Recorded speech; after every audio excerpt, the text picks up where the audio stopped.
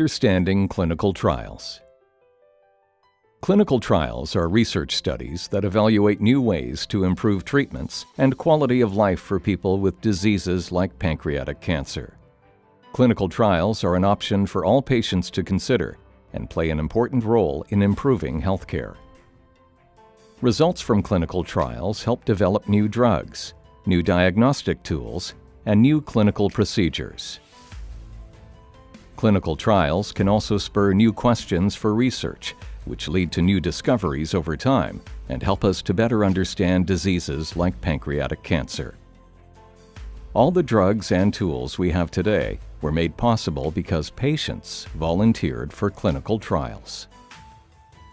Every clinical trial has what are called eligibility criteria.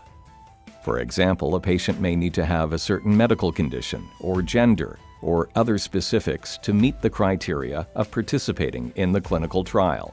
Otherwise, they are not eligible to join that clinical trial and could seek another trial that better fits their situation. Patients who want to volunteer need to understand the potential benefits and risks of participation in a clinical trial. Patients may personally benefit from receiving new therapies or procedures. They receive close supervision from clinical staff. Sometimes the cost of the new drugs or testing is free or waived. Participants may also be part of a research breakthrough that helps thousands of future patients. Patients face the risk that they may not benefit from the new treatment. Additionally, participating in a clinical trial requires commitment. Trials can be lengthy or demanding and may require extra treatments, extra time in the clinic, or tests or costs that are not part of standard care. It is possible, if the study is randomized, that they may be part of the control group that does not receive the new drug being studied. Informed consent is a process that helps patients make an informed decision about whether to join a clinical trial. An informed consent document will be provided that explains the purpose, procedures, and potential benefits and risks of the trial. There will also be thorough discussions between the doctor and patient so that all questions can be clearly answered. In late-stage clinical trials, participants are generally split into two groups at the beginning of the study. One group receives the standard treatment plus the new treatment. This group is called the treatment group. The other group receives the standard treatment only and does not receive the new treatment. This group is known as the control group. A computer is used to randomly assign the patient to either the treatment group or the control group. Randomization helps to prevent bias because neither the patient nor the doctor can choose which treatment group a patient is assigned to. Some clinical trials may want to study the effectiveness of adding a new treatment to a standard treatment to see what works better. In these studies, half the patients will receive the standard treatment plus the new treatment, and the other half will receive the standard treatment plus a placebo. A placebo is a treatment that looks identical to the new treatment but contains no active ingredient. These types of studies are often called blinded, meaning that one or more parties involved in the trial do not know which patients have been assigned to which treatment.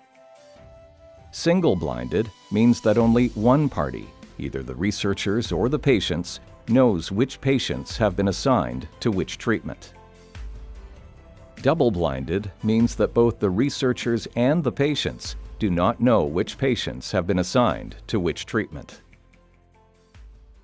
The strongest, most reliable results come from clinical trials in which the treatment is double-blinded, the patients are randomized, and the study has a control group.